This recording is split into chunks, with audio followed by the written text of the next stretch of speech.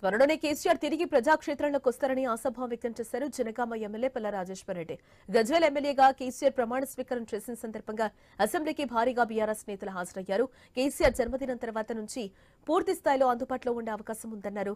కాంగ్రెస్ ఇచ్చిన హామీల అమలుకు ప్రజల్లోకి వెళ్తున్నారంటున్న పల్ల రాజేశ్వర్ రెడ్డితో మా bureau chief Kalukuri Raju face to face. అధినేత కేసీఆర్ గారు కొద్దిసేపటి క్రితం గజ్వేల్ ఎమ్మెల్యేగా ప్రమాణ స్వీకారం చేయడం జరిగింది. అసెంబ్లీలో ఈ ప్రమాణ స్వీకారానికి సంబంధించిన తర్వాత ఆయన పార్టీ కార్యక్రమాల్లో ఏ విధంగా పార్టిసిపేట్ చేయబోతున్నారు, ఆయన ఆరోగ్యం ఎంతవరకు సహకరిస్తుందని చెప్పేసి మాట్లాడేందుకు పార్టీ సీనియర్ నేత జనగామ శాసనసభ్యుడు పల్ల రాజేశ్వర్ ప్రస్తుతం మనతో ఉన్నారు. సార్, మాజీ ముఖ్యమంత్రి గారు ప్రమాణ స్వీకారం చేయడానికి గజ్వేల్ ఎమ్మెల్యేగా ఇక నుంచి పార్టీ యాక్టివిటీస్లో ఆయన సీరియస్గా పాల్గొంటారని చెప్పేసి అనుకోవచ్చు.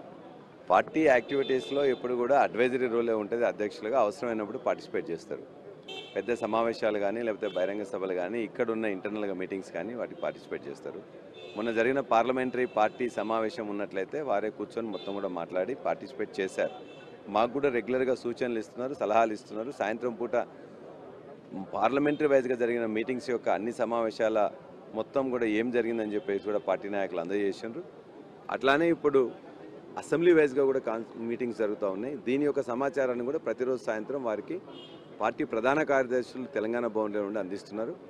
కాబట్టి పార్టీ కార్యక్రమాల్లో నిత్యం ప్రతిరోజు కూడా తనకు యాక్సిడెంట్ అంటే కింద పడి హాస్పిటల్లో ఉన్న ఒక వారం రోజులు తప్ప మిగతా రోజులు అన్నింటిలో కూడా రాజకీయాల్లో ఖచ్చితంగా వాళ్ళకు సూచనలు ఇవ్వడం, సలహాలు ఇవ్వడం, కావాల్సిన రిపోర్ట్స్ తీసుకోవడం జరుగుతుంది. కాబట్టి తను యాక్టివ్గానే అన్ని పనులు చేసుకుంటున్నారు. అంటే రాబోయే పార్లమెంట్ ఎన్నికలు రాబోతా ఉన్నాయి, షెడ్యూల్ కూడా రెడీ అవుతుందని చెప్పేసి ఫిబ్రవరి చివరాఖరులో వస్తుందని చెప్పేసి కూడా ప్రచారం జరుగుతుంది. ఇప్పుడు ఉన్నటువంటి పరిస్థితుల్లో బీఆర్ఎస్ పార్టీని డిస్టర్బ్ చేయాలి, బీఆర్ఎస్ పార్టీ లేకుండా చేయాలని చెప్పేసి ఇప్పటికే అది కాంగ్రెస్ పార్టీ కావచ్చు, బీజేపీ నుంచి స్టేట్మెంట్లు వస్తూ ఉన్నాయి. ఈ టైంలో పార్టీని కాపాడుకునేటువంటి ప్రయత్నం ఎలా జరుగుతుంది? పార్టీ 2001లో పెట్టినప్పటి నుండి ఇప్పటి వరకు అనేక సార్లు పార్టీ ఎన్నికల్లో పాల్గొన్నది. కొన్నిసార్లు గెలిచిండ్రు, కొన్నిసార్లు ఓడిపోయిండ్రు. ఏదైతే పార్టీ టీఆర్ఎస్ పార్టీ నాడు తెలంగాణ ఎజెండాగా పార్టీ పెట్టిండ్రో ఆ ఎజెండాను ముద్దాడింది, తెలంగాణ సాధించింది. ఆ తదనంతరం 2 సార్లు కూడా ప్రజలు ఆశీర్వదించిండ్రు.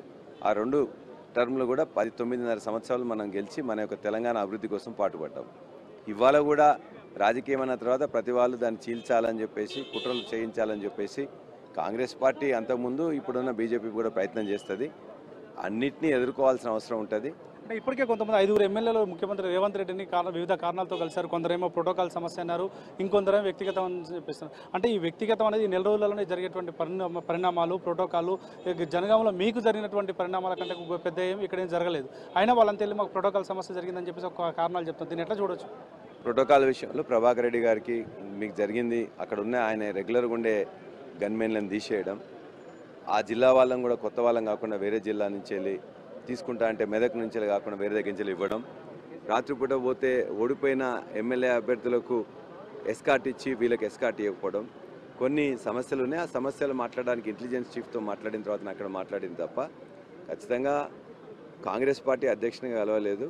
ముఖ్యమంత్రిగా కలవడం అనేది అవసరం అనుకున్నప్పుడు కలుస్తారు, మాట్లాడతారు. అంతే తప్ప కలిసిన మాట్లాడినంత మాత్రాన మొత్తం పార్టీలో చేరని చెప్పేసి అనుకుంటే తప్పు. కాబట్టి ఆయా సమస్యలు ఉన్నప్పుడు ఖచ్చితంగా మంత్రులను కానీ మిగతా వాళ్ళని కూడా మాట్లాడాల్సి వస్తుంది, మాట్లాడిండ్రు. కేసీఆర్ గారు ఈరోజు ప్రమాణ స్వీకారం చేయడం జరిగింది. కేసీఆర్ ప్రమాణ స్వీకారం చేస్తారు. ఇక నుంచి పబ్లిక్లో తిరిగిపెట్టిన కార్యక్రమాలు ఏమైనా షెడ్యూల్ ఖరారు చేసుకున్నారా? ఇప్పటి వరకు ఇంకా చేయలేదు. ఈ అసెంబ్లీ కాన్స్టిట్యున్సీస్ మీటింగ్స్ అయిపోయిన తర్వాత పార్లమెంటరీ నోటిఫికేషన్ వస్తే పార్లమెంటరీ సమావేశాల్లో పార్లమెంటరీ సంబంధంగా ఏర్పాటు చేసిన బహిరంగ సభల్లో పాల్గొంటారని చెప్పేసి భావిస్తున్నాం. Thank you sir. ఇది మొత్తానికి కేసీఆర్ గారి షెడ్యూల్. ఆయన అనారోగ్యం తర్వాత కోలుకున్న తర్వాత మొదటిసారిగా బయటికి రావడం జరిగింది. రానున్నటువంటి పార్లమెంట్ ఎన్నికలకు అసెంబ్లీ నియోజకవర్గాలు జరిగేటువంటి సమావేశాల్లో పార్టిసిపేట్ చేసేందుకు ఆయన త్వరలోనే బయటికి వస్తారని చెప్పేసి పార్టీ నేతలు ఆశాభావం వ్యక్తం చేస్తున్నారు. Over to studio.